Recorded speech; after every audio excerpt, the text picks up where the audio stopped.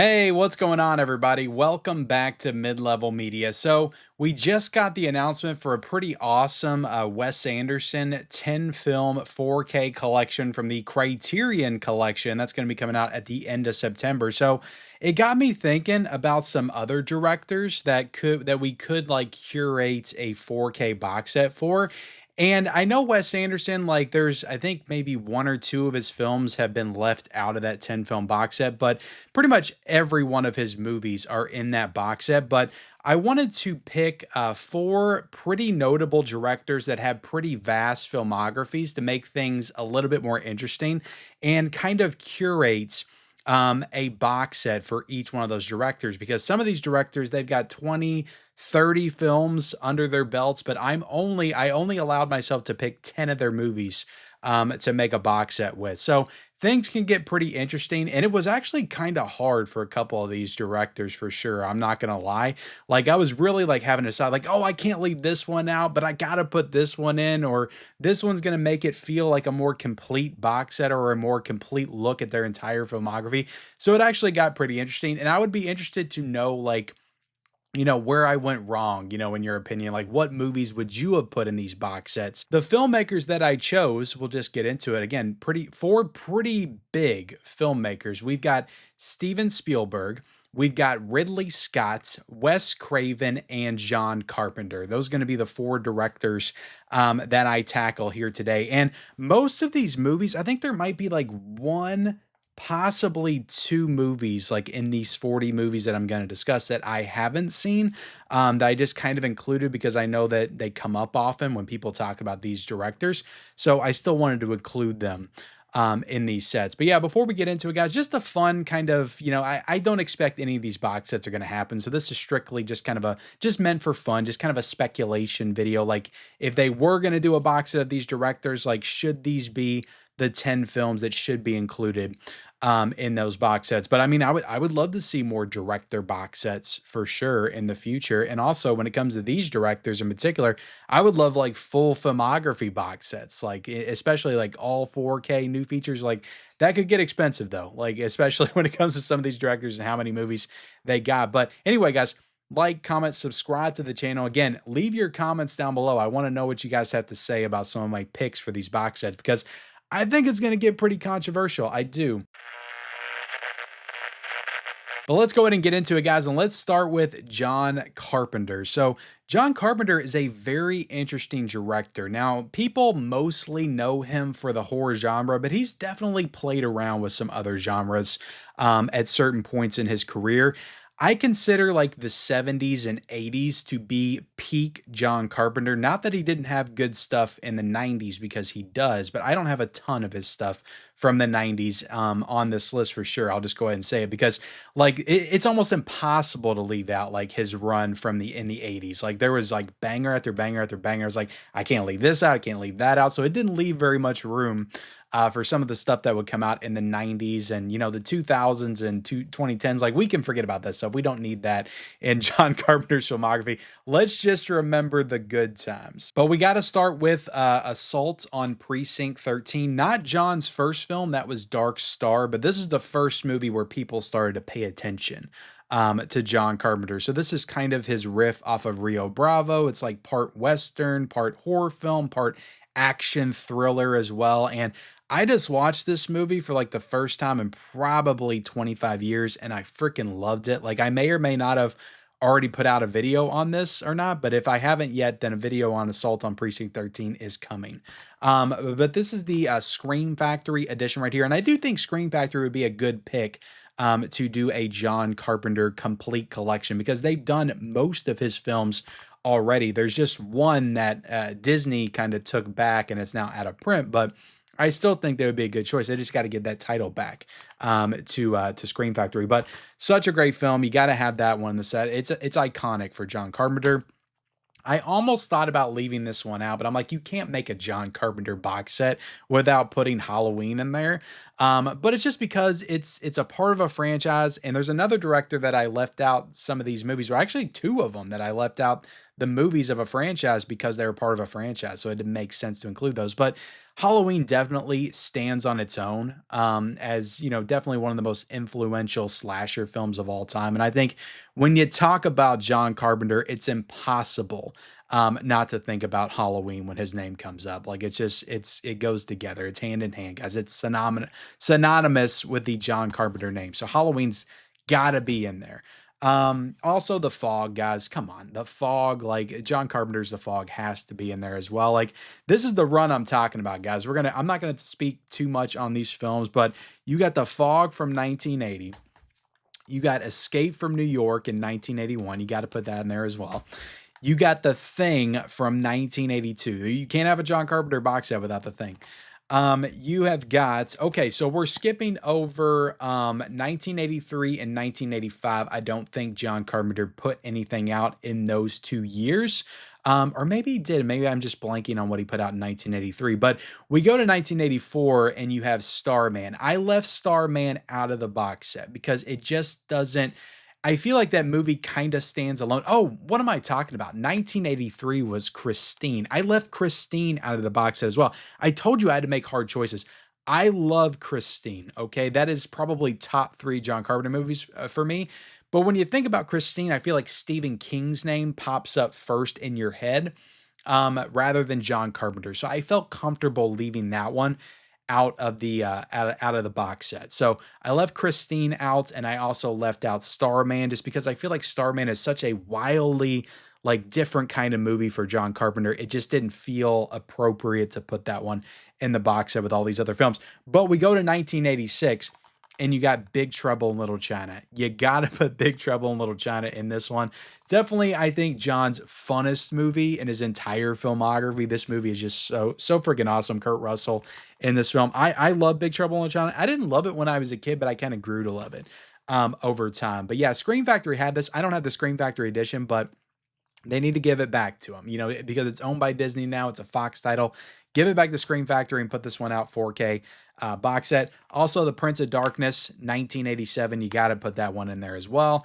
You got to put They Live in there. Like, I don't know. This is another one that keeps moving up my John Carpenter list. This might be my 4th favorite John Carpenter film. I love They Live so much with Roddy Piper. It's just too iconic. So there you have it, guys. Like after you get out of the 80s, it's like you're almost done. Like if I would have included Christine and Starman, like that's 8 of his movies, like just in the 80s that are just some of the most iconic like John Carpenter movies. So to make room for a couple in the 90s, I left a couple in the 80s out. So They Live is where it ends with the 80s. And then we go to In the Mouth of Madness from 1994, which I think is maybe one of John's most underrated movies. Like people don't talk about this one like they should. You got Sam Neill in this film, great performance. It's such a gnarly, just out there Lovecraftian horror type movie with some great creature effects. It really goes into some wild and otherworldly directions. But I watched this for the first time with the Scream Factory edition, and I absolutely loved it. So I think you got to put that in the John Carpenter collection. And then lastly, we got Vampires from 1998. So this one, it's not as good of a movie as Christine, but this is the one I had to decide to put in versus Christine. And I do think when you think about John Carpenter, especially in his later career, like you think about Vampires as being like maybe one of his last like legitimately good creature feature vampire stories, horror movies for sure. Because after this, you would get into Ghost of Mars territory, and it doesn't go well for John post the 90s, but I feel like Vampires was like the last one that just felt like a real, like true John Carpenter movie. So that's the last one in the John Carpenter box set. So let me know what you think about my picks for the John Carpenter box set. Do you think I was right to leave out Christine and Starman?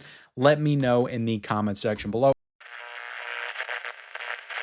Let's go ahead and jump into Wes Craven and knock him out. So Wes is mostly known for the horror genre, so those are the types of movies that I put in here. He did some other stuff, but I left out some of his other genre movies. So Wes is interesting because much like John Carpenter, he covers, the 70s, the 80s, the 90s, the 2000s. But the thing about Wes is I think he kind of remained relevant throughout all of those decades. Whereas like Carpenter was really like 70s, 80s. And then when he kind of went to the 90s, he kind of became a little irrelevant, in my opinion. Whereas Wes kind of kept coming back. He kept having another kind of like another second wind, a resurgence, if you will. So his career is pretty interesting.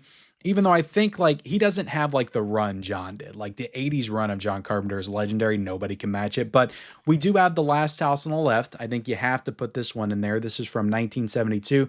This is his first big movie. I think this one kind of put him on the map for a lot of people. I actually really like the original Last House on the Left. I didn't always like it, but I rewatched it recently with a remake, and I actually think that I think it's a little better than people want to give it credit for. Now, this one I'm not a huge fan of, but this is another iconic Wes movie. You got to keep this one in there. But The Hills Have Eyes, you got to put that one in the Wes Craven set. And I think that I th- I want to say maybe Scream Factory would be the right decision, but I think Arrow Video could tackle a Wes Craven box set, and I think what Arrow Video could do a good job. So I want to kind of put this aside. I want to put the Wes Craven box set. I want to assign that to Arrow Video 4K box set. All these got to be 4K box sets, guys. Even though most of these, kind of have 4Ks at this point. But The Hills Have Eyes. It's okay. I just like the remake like way better. Then you got Deadly Blessing. I think this one's kind of a slept on Wes Craven movie. This one's actually pretty good. It's like an Amish horror movie, but this one's known for having like the iconic like bathtub shot from Nightmare on Elm Street in it. Like he did it with a snake in this one instead of a glove. So if you want to like know where that shot came from in that moment, like he ripped it like directly from his own movie 3 years before. But Deadly Blessing's a pretty cool one. This one's got Sharon Stone in it as well. But yeah, put that one in there. Also, A Nightmare on Elm Street. This is a part of a franchise, but like again, it stands on its own. Like this is one of the best horror films of all time, and I think that Freddy and Wes Craven, he's well, I mean, he's known for two like massive horror franchises, so I don't want to say that, but I think Freddy and Wes is pretty synonymous with each other. It's kind of like John Carpenter, Michael Myers, and Halloween. But yeah, Nightmare on Elm Street has to go in there. Deadly Friend, I want to put in there just for fun. This movie is not great, but it's a lot of fun. So we need to put Deadly Friend in there. The Serpent and the Rainbow. I've just got a DVD of this. I don't have the Scream Factory. I have not seen this movie. This has got Bill Pullman in it. And I need to check this one out, but I've heard from a lot of people this is great. So I think this is one that's kind of maybe more slept on with Wes Craven. I definitely need to check it out, and I think it needs to be in the Wes Craven box set. We've also got Shocker. You got to put Shocker in there as well. I didn't love this movie, but it's got a great soundtrack, and it does feel very Wes Craven as well. The People Under the Stairs, it's at least top five Wes Craven. I was going to say maybe top three. I love The People Under the Stairs. I think this one is super, super freaking awesome. So yeah, that one definitely needs to be in there from the early 90s. Then, of course, you got Scream, guys. You got to put Scream in here. I mean, you could put all four Scream movies in here. They're kind of with Wes as well. But the first one, the most iconic one. And this is another one that I almost thought about leaving this off there just because it's kind of a part of a franchise in its own thing, even though Freddy is as well. But this one's really kind of tied to a trilogy and everything like that. But I still put it in there because I do believe this does kind of stand on its own. It's like you can't do a Wes Craven box set without, because John's got Halloween. Okay, he's got Halloween, but Wes has got Scream and he's got Nightmare. So like these two franchises, these two movies are kind of like just really like well known with Wes Craven. So you got to put Scream in the Wes Craven box set. And then lastly, I'm going to throw Cursed in there. It was either this one or it was Red Eye. And then after that, it gets pretty shaky for Wes Craven. But Red Eye is not so much a horror movie. I wanted to kind of keep it more themed to the horror genre. So I put this one in there. It's a fun werewolf movie. Whereas Red Eye is more of a kind of a political thriller. Even though it kind of goes into some slasher territory at the end. But Cursed, I just think is a fun werewolf movie that got kind of, criticized for very bad special effects. They should have used more practical, but I actually think it's a pretty good werewolf movie otherwise. I enjoy Curse. It's got the werewolf flipping people off. Like, that's fun, right? But there's the Wes Craven box set, guys. What do you think? How do you think I did about Wes Craven? I think there's going to be varying opinions on a Wes Craven box set. There's some people that might just throw out some of the movies they don't like and just say, hey, put all four of the Scream movies in there. To hell with it.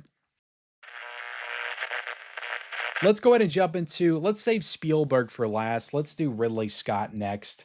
So Ridley Scott has a really good filmography, like especially when you're talking about the 90s and the 2000s. He's got a lot of really good movies. Like he's got great iconic movies in the 70s and 80s, but he's got a lot of good stuff in the 90s and the 2000s. So I had to leave some stuff off that I really kind of wanted to put in there, but you got to put Alien in there, of course, in a Ridley Scott box set. You got to put Blade Runner in a Ridley Scott box set. Those are two that you definitely cannot leave out, even though again those are kind of part of franchises. But then I would throw Legend in there as well, and I would also give this to Arrow Video. I would give this to Arrow Video to do as well. I think Arrow Video should tackle a Ridley Scott box set. But yeah, Legend with Tom Cruise is a fun fantasy movie. I mean, Ridley Scott's definitely got a really diverse filmography for sure. And then of course, Thelma and Louise as well would be, you couldn't do a box set, a Ridley Scott box set without Thelma and Louise. Then this one I don't know if everybody would pick, but I actually really like this movie and I've been watching it since I was a kid. And I think it's a really great performance by Demi Moore. She probably should have won Best Actress for this, honestly. But G.I. Jane, I've just got the DVD of this. I don't have a Blu-ray, but I would love this to get an upgrade to 4K. Like, yeah, again, I don't think a box set of all these movies together is coming, but I would love for this to get a standalone 4K release. I'm trying to see. Oh, this is a Hollywood Pictures, so yeah, Disney would have to tackle this one. But yeah, I think G.I. Jane's underrated. It's got Viggo Mortensen in it, and it's a really good kind of war movie. I mean, it's kind of a thriller, but it's also a little bit of a war film as well. She's training and stuff. It's a good movie. I enjoy that one. Gladiator, of course, you can't leave out Gladiator out of a Ridley Scott box set. This one in Best Picture. Jeez Louise. Then we've got Black Hawk Down, as well as, which is a really great war movie from the early 2000s. This one is awesome. And Josh Hartnett's he was a leading man. I think a lot of people forget that. After he did some of the teen stuff in the 90s, he got thrust into the leading man position and he actually did a pretty good job carrying it. So I think he does a great job in this movie. And this movie's got a great cast as well. Nice steelbook here from Sony also. But yeah, Black Hawk Down I would put in the box set. Then American Gangster. I've heard so many people say so many incredible things about the movie. I haven't seen it. This one needs to be on my list, but I've heard from everyone that this is an amazing movie. So I'm going to put this in there just because of what I've heard about the film. So yeah, American Gangster I would definitely put in the box set as well. Then of course you got The Martian, which did this one win Best Picture? I can't remember. No, I don't think it won Best Picture. I think it won Best Musical or Comedy at the Golden Globes, and then people made fun of that because it's not a musical or a comedy really. But The Martian's pretty good. I don't love it like some other people love it, but it's pretty good. Matt Damon's really good in the movie, but you got to put this one in there. I think of the later years of Ridley Scott, I think this is maybe the most popular of his movies. And then lastly, I would throw in The Last Duel. For everybody that says that Ridley Scott's kind of lost it in his older age, which you could argue that with some of his other films. I still haven't seen Gladiator 2. I really have. I just didn't think that movie needed a sequel, so I didn't rush to see it. But this is really good. I love The Last Duel. It's a really interesting look at just a situation from three different people's perspective. And it's pretty awesome though. The cast is incredible. Matt Damon, Adam Driver, Ben Affleck with freaking blonde short hair. His character's crazy in this movie. He's a complete dick. But Jodie Comer's in the film. She's great. So I think this is his last great movie that he ever did. I think this is a freaking spectacular film. If you haven't seen The Last Duel, I definitely recommend it. So that kind of, covers all the bases from the 70s to the 2020s. Ridley Scott box set right here. Again, you could argue there's a lot of stuff Ridley Scott did. I'm sure there's some stuff that you would rather have in there. So let me know in the comment section below. But that's my Ridley Scott box set. And then lastly, guys, Steven Spielberg. So some of these I don't think I'm going to get much pushback on. People are going to be like, of course you put that in a Steven Spielberg box set. And then there's going to be people that's like, well, I would have put this one in there as kind of an underrated, sleeper hit in Steven Spielberg's filmography. And I get that, but you got to put the heavy hitters in a Steven Spielberg box set, the ones that he's the most known for. But I tried to put some lesser titles that I just enjoy a lot in there.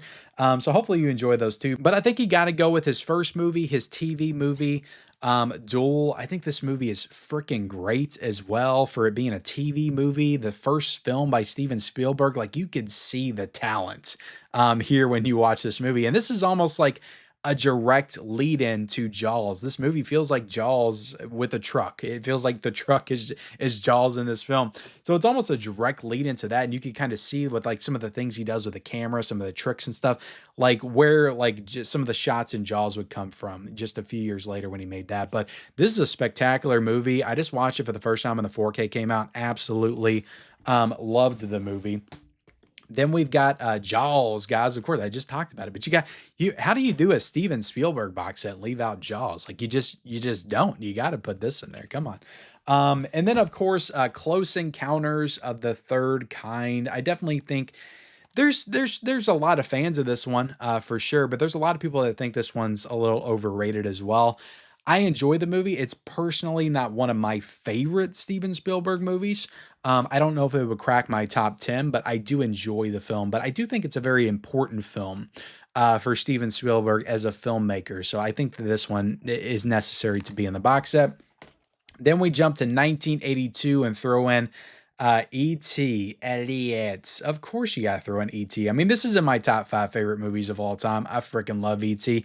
I do kind of think it's Steven Spielberg's masterpiece. I do think it's like the best of everything that he can do as a filmmaker. Just, the story's perfect. The effects are perfect. The music, the John Williams score, I think might be his best score. The emotion, just it has everything. It has everything for everyone in this movie. And I love E.T. So you got to throw E.T. in there. And The Color Purple, which I know The Color Purple, did it win Best Picture? I don't think it won Best Picture. Maybe it won Best Picture. I can't remember. I don't think it did, though. I don't think it did. But this is a great movie. I just watched this one for the first time when the 4K came out, and I was like blown away by this film. I was blown away by it. Like the ending. Like I was like I wasn't full on weeping, but I had like tears in my eyes, guys. I really did. So Steven Spielberg, he knows how to bring out the emotion. But I think this is an incredible film. I think it's, we're going to talk about a lot of adventure films, a lot of science fiction films and that kind of stuff in Steven Spielberg's filmography, but like as far as like just a regular like heavy hitting drama, like he excels at that as well.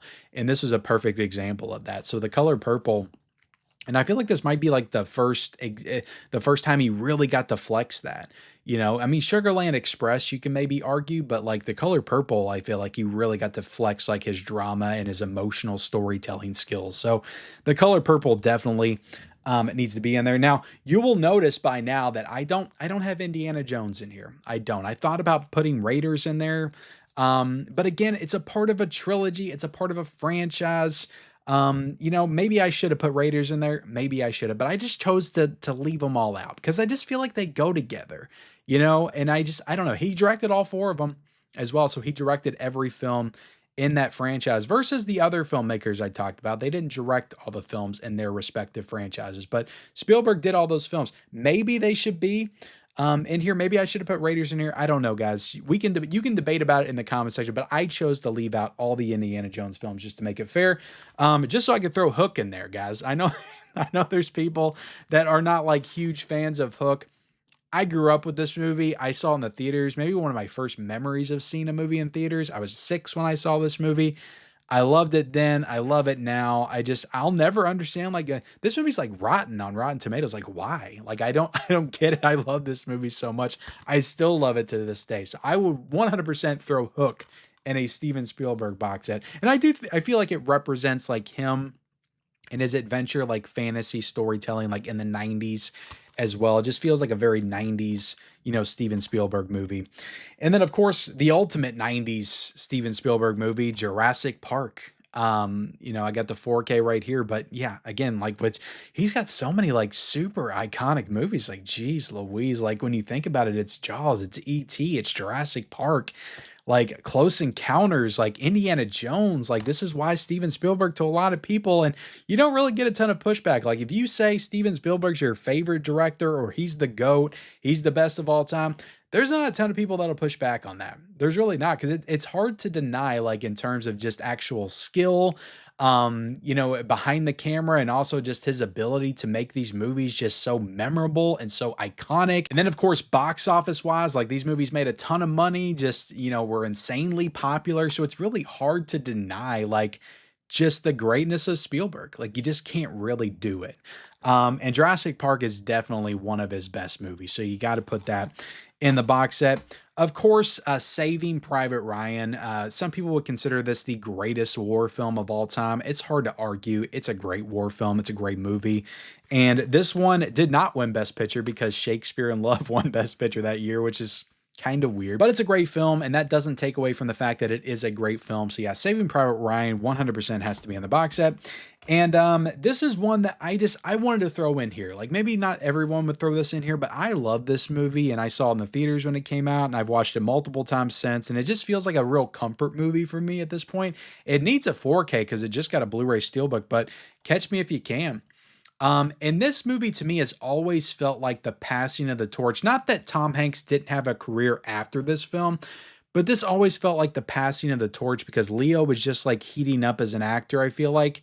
And Tom Hanks was just like kind of winding down from his great run of the 90s. It's just such a great story, such a great cast. I mean, Christopher Walken in the film as well. And I've always loved this movie. Kind of a Christmas movie a little bit also. And yeah, great cast. Elizabeth Banks in the movie, Amy Adams. Like, you got a lot of young up and coming actresses in the film as well. And yeah, great movie, and I do think it's kind of an underrated Spielberg movie. I do.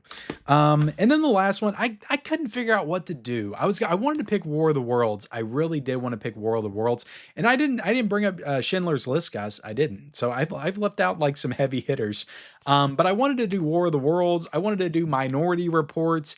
But I'm like, well, I'm just staying in the 2000s. And he did stuff in the 2010s. He did stuff in the 2020s that maybe I should acknowledge. And if I'm doing a complete like Steven Spielberg box set, I should go from beginning to end and just try my best to cover all the bases. So I decided to include The Fablemans in here, and I don't love this movie. I really don't. I don't really think it's iconic in any way, but I do think it's a very personal film to Steven Spielberg, and I do think it kind of caps off his career. I do think it kind of puts a bow on everything that he's done before, just kind of telling loosely the story of his life in a very fictionalized version of it. But yeah, I think it's a good movie. I think it's a well done movie. I feel comfortable putting it in a Steven Spielberg box set. But like, there was other movies I could have done, you know, Ready Player One. I could have done The Post. I could have done West Side Story. But none of those felt right to complete a Steven Spielberg box set. The Fablemans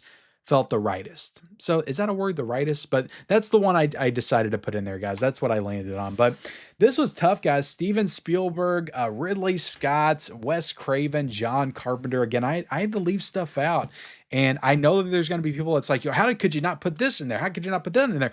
But that's what the comment section's for, guys. Leave me your picks in the comment section, what you would have put in all these box sets. And this was fun to do, just kind of a speculative, you know, kind of video. I would love it if these happened.